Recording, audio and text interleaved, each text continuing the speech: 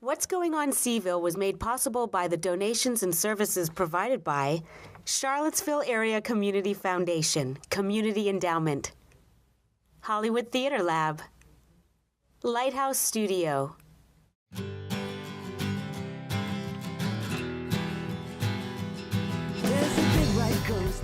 What's Going on Seaville? I'm your host, Lana Young.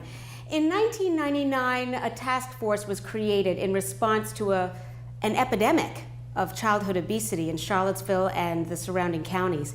But as time went on, they realized it wasn't just a childhood problem, it was a community-wide problem. So they officially became the Community Action on Obesity, a Charlottesville Albemarle task force.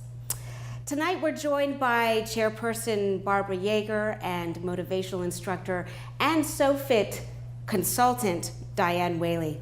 They're going to tell us what they are doing to help foster and promote a healthier lifestyle in Charlottesville and beyond. But that's not all. Stay tuned for a very special child's cooking show at the end of this segment and learn how to make Brazilian black bean stew. I think it's worth watching. But first, let's start the show with a little country folk music. Please welcome our musical guest, the lovely Becca Gogue.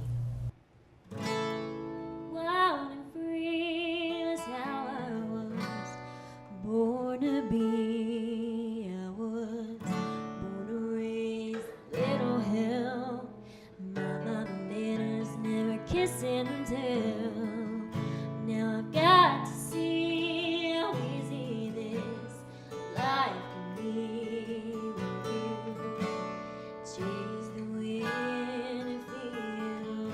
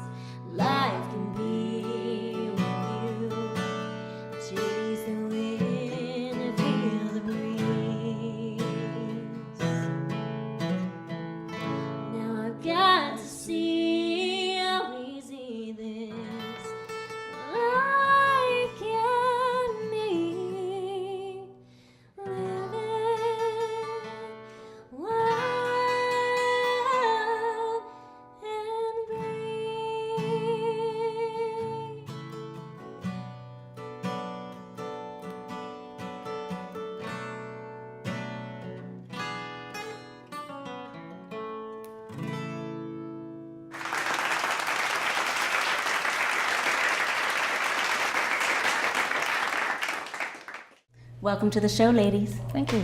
Nice to be here. Let's just talk about the name change. In 1999, when the organization started, it was called the Childhood Obesity Task Force, correct? Correct. And then in 2011, it became the Community Action on Obesity. What happened? What factors made you change the name? Well, we began in '99 looking at children because that was easy data to get. So we started collecting data, and this, you have to understand, was before CDC even decided obesity was a problem, or before Surgeon General Satcher said it was a problem. And so Right. that all happened, and then in 2000 things began to change, and CDC began to collect national data, and there's some wonderful slides that show the progression of obesity over time from 2000 up through 2010. Actually starts in 1985, and it's pretty scary, you know, the progression of how obesity presented itself. And then in 2009, there was a map to health assessment done by the health department where we looked at health concerns throughout our health district. And at that time, one of the number one health concerns was obesity. And so the map to health people that were involved in that said, you know, maybe this coalition really ought to be community obesity task force. And so then in Smart. Yes. And then 2011, we did something called an ENACT assessment, which was an environmental, nutrition, and physical activity assessment of our community. It's a tool that's based from the Prevention Institute from California that looks at nationally strategies to reduce obesity. And so we wanted to look at our community to see how well we were doing in those strategies. And so we went through 9 community areas and looked at how well we were doing with those strategies, and that's what developed our strategic plan. Okay, so is that the 5-year plan? The 5-year plan, and we look at 9 environments, and it was out of that it called us to action. So we then now our name is Community Action on Obesity. Aha! Long story. And this is a great segue to my next question, which it's perfect. So you have a 5-year plan that outlines your goals, and you have these 9 environments and focus areas to deal with. And it looks kind of like a wheel of action, doesn't it? It does. So can you tell us what some of those environments and focus areas are? Yeah, one of the areas has a couple of different spokes from that wheel, and that is in terms of schools. So we talk about schools, in-school activities and out-of-school activities. And then, of course, there's family-based activities. And going back to your original question, you know, obesity, if you look at children with obesity, there's things going on in the family that contribute to that. And so you have to look at the whole context, if you will, Right, if you're right. really going to take a hard look at any kind of change. So we look at the schools, we look at the community, the neighborhoods, we look at the workplace settings, we look at childcare, so from very young age trying to get children, you know, to enjoy physical activity and see it as part of their regular day. And then, of course, in the work settings, you know, we have people making choices during the course of that Right. day. And the community, the kind of structure of the community, you know, sidewalks and walking trails and things of that nature. So it really, am I missing any? That's pretty comprehensive. yeah. Most of the spokes, It's I like think. it's like all the hours in one person's day, Yeah, Right. yeah. and all the different factors that affect it. And you say sidewalks, bicycle trails. I mean, that's a perfect example. So who do you have to get to listen to fix those issues? Planning Commission. Planning Commission. Planning Commission, Yeah. schools, School you know, so superintendent. walking to schools kind of programs, families, you know, one of the things I see when I'm walking my dog in the morning is, you know, families driving their kid to the bus stop and waiting with them. Right. Well, I saw a crazy statistic on your website, which is very cool, by the way, your website, that 13% of kids ride a bus walk, as opposed to 44% a generation ago. Yeah, exactly. Yikes. Yep. Well, let's And- talk. Sorry. Go. So part of it is that these different community areas each have a different kind of mechanism, if you will, of how they're structured. So like schools is kind of an environment of its own. And in childcare setting, it's all the people who take care of children. 1 in 3 children are now taken care of by other than their parents. They're in childcare. So how they're taken care of, are they taught nutrition? Are they taught, how to play?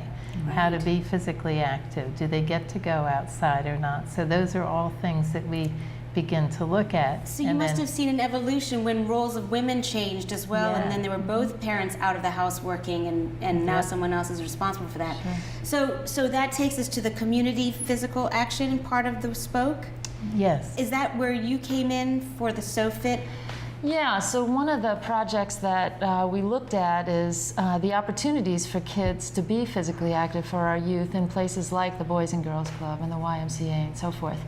And what we really came to understand is that if we can train staff in behaviors that are going to, lend themselves for kids to be more physically active, then let's do it. And so part of that was using this measure that's called the SoFit as a way just to go in and observe what kids are doing, in a setting like the Boys and Girls Club or the YMCA. And what the instructors And are what doing. the instructors are doing Aha. to facilitate that behavior. Right. And we don't think, we kind of think of physical activity, especially with kids, as play, which is great, which is important, but we also think of it as being automatic, and that's not the case. Right. So I've gone to many after-school programs and summer programs where the activity that the girls are engaged in is braiding each other's hair. Right? Good wrist action. That's right. And so we kind of challenge staff like the Boys and Girls Club to go through some training on how can we be more purposeful in really encouraging kids and helping them to value physical activity and to enjoy it. And so when they model physical activity, the children are going to be more likely to be physically active. And this SoFit measure allows us, through using trained observers to see exactly what the children are doing and what are the behaviors that are sparking those, the actions of the children. So it really gave us probably the best way, short of hooking up every single person to, an accelerometer or some other kind of device, to really see what's happening in those contexts. So is the SoFit tool sort of a checklist? It is. It's so 2 people will go in and observe. They'll decide ahead of time children that they're going to observe, and the instructor that's with them or the staff person that's with them, and then they code behaviors for a period of time, several minutes. And then, those folks are trained so that the 2 observers hopefully are seeing the same thing. Right. And we go through Oh, a right, process okay. to It's a train check them and to be balance. able to do that. So we start with showing them videos of children, and they, go through the coding, and then we look at that. Okay, what did you code for that particular behavior, and what did you? And so you look for agreement between the 2. That's really observers. clever. Yeah. Are you invited into an institution? Because there's after-school programs, right, where kids are sitting in a homework We actually room. got a grant from United Way to do this because we wanted to assess what the quality of physical activity was in the community.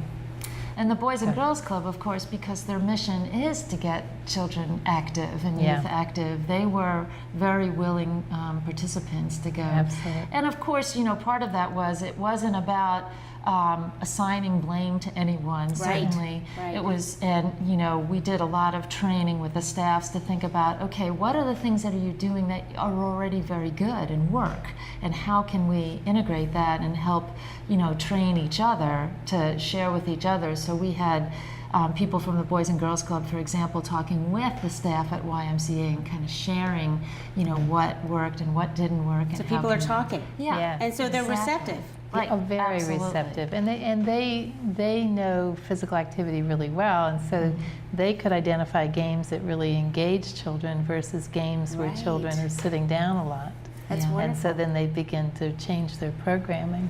And this is where your motivational training comes in, is to really inspire and get people pumped up and excited about all of this. Absolutely. And to recognize that for the the teenagers and the adults that are working with the children, that they do have an impact, that they are role models, that what they say matters to those children, and that, you know, all they need to do is show that they're excited about movement and fun and play, and the children will catch that. And so we really made that a lot more explicit. And you know, that's what's really important about getting parents to be physically active with their children, because children really do look at their parents to see, you know, what are they doing. So. And how are you reaching the parents? Our Move to Health campaign. Ooh, another segue by Barbara Yeager. Well done. Before we move on to that, though, I do want to say that our viewers can see the rest of the Wheel of Action, the 5-year plan, on your website, correct? Yes. Correct. And can you give us the website? Sure. It's Move to Health, move with the number 2, health, centralva.org. And we will have that magically appearing at the bottom of the screen. Nice. That'll help a lot. So great, perfect segue. So Move to Health campaign. I love the slogan, and I'm going to read it just so I don't get it wrong. Walk, bike, dance, play. 30 minutes every day. Nice. Very nice. Thank you. Thank you very much. So what a great slogan. Tell us about the Move to Health program and how it can help our viewers.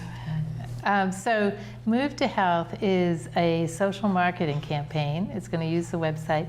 And the idea is when we looked at the BRFIS data, which is a telephone survey that's done annually, it showed that we have 27% of our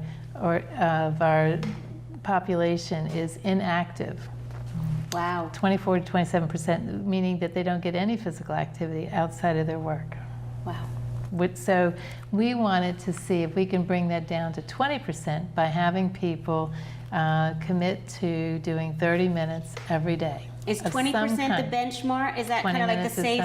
Okay. Yep. Well, Zero would be great. Zero would be great. Zero would be even better. But 20 is better than 27. Okay. Absolutely. And one of the things we do have to remember with the 30 minutes is is that you can break that up. I mean, the research shows that if you can do 10-minute segments 3 times a day. So we talked about walking our dogs and walking, you know, a little bit of the distance to work, whether we take a bus or a car. That's doable. So yeah, it makes it a lot more doable if you can think about it in segments, especially if you're just starting out from being, you know, a not very active or inactive person. 30 minutes can sound a little overwhelming, but it isn't if you can break it up into those pieces, and that's perfectly okay to do that. And so we're going to be approaching businesses to try to get them to promote movement within their business. You know, people taking walking breaks, or you know, having time for employees to get some movement in their day. And which would make them more productive, I'm sure. Far more productive. We found that this was just an interesting side, that there's 25% less sick days, 24% lower disability management costs, 26% lower health care costs. Wow. Just so it affects the economy. By getting more movement. That's really fascinating. So part of this is also, it's at the individual to move, but it's also, as Barbara was saying, with the company. So, you know, for example, encouraging people to perhaps not send that email and go down the office.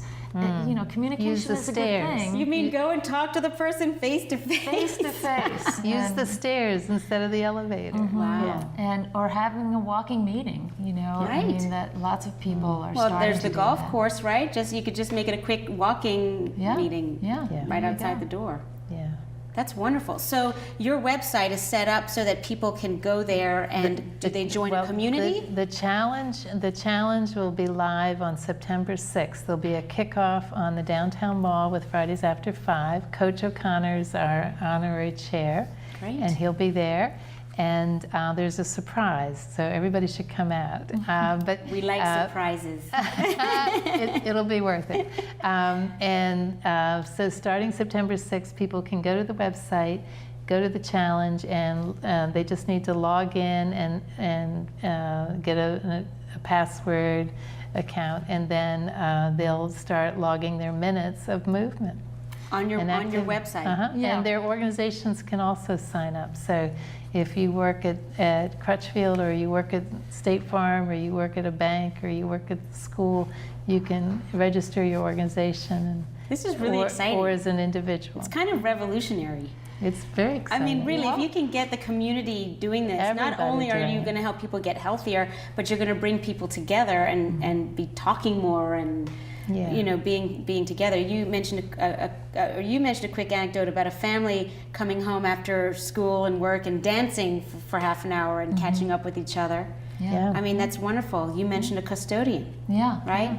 Just making, what's really interesting is that people when you think of your work as work, it doesn't necessarily have health benefits. But if you think of your work as movement, and it can change, just that outlook, having that different outlook can change. So in this one study, people started losing weight when they thought about their work as physical activity and not just as work. Psychological. One thing I did want to add too, in addition to the challenge, we designed this website as really an information source for everyone. So there's information on that website, whether you are not active now and thinking about it, or if you're very active and looking at, what can I do differently and how can I, maybe increase my physical activity, or I'm getting bored with what I'm doing now and I need to try something else. There's also a whole section, of course, because we know we're focusing here on healthy eating, healthy physical activity, but there's also the eating thing. And so the website has a very... That pesky eating thing. But there's also really good ways and fun ways to eat healthy and to do it. And your website has it all. We have it all. The website is comprehensive, and I could sit here all day talking to you about this, but I think that we got a really good sort of idea of what you're out there doing, and it's brilliant, and I wish you the best of luck. September 6th, get out in the downtown mall. Yeah. We'll have all that information on the show, and they can also find it on your website, Absolutely. correct? Wonderful. Ladies, thank you so much for doing you. what you Thank do, you and very thank you for coming much. to the show. It's a lot of fun. Up next, Big Brothers and Big Sisters cooking show. Learn how to make that Brazilian black bean stew. Yummy. Brazilian black bean stew. Heat olive oil in a large pot over medium heat. Small dice the onion and add the onion to the pot. Small dice the 2 green bell peppers and add the bell peppers to the pot. Peel the sweet potatoes and cut the sweet potatoes into small pieces. Add the sweet potatoes to the pot. Measuring and mixing together the cumin and coriander and add it to the pot. Mix these spices with the vegetables. Measure and add 1 cup of orange juice to the pot. Turn the heat to high. Add the can of diced tomato, drained black beans, and vegetable stock to the pot. Bring the stew to a boil, and once bubbling, turn the heat to low. Core and dice the mango and add the mango to the stew at the very end. Roughly chop the cilantro and add to the pot with the mango. Ladle the soup into bowls for vegetarians. Slice the chorizo and add to the stew for the omnivores. Stir the stew and heat chorizo until it is warm. We are done and ready to eat.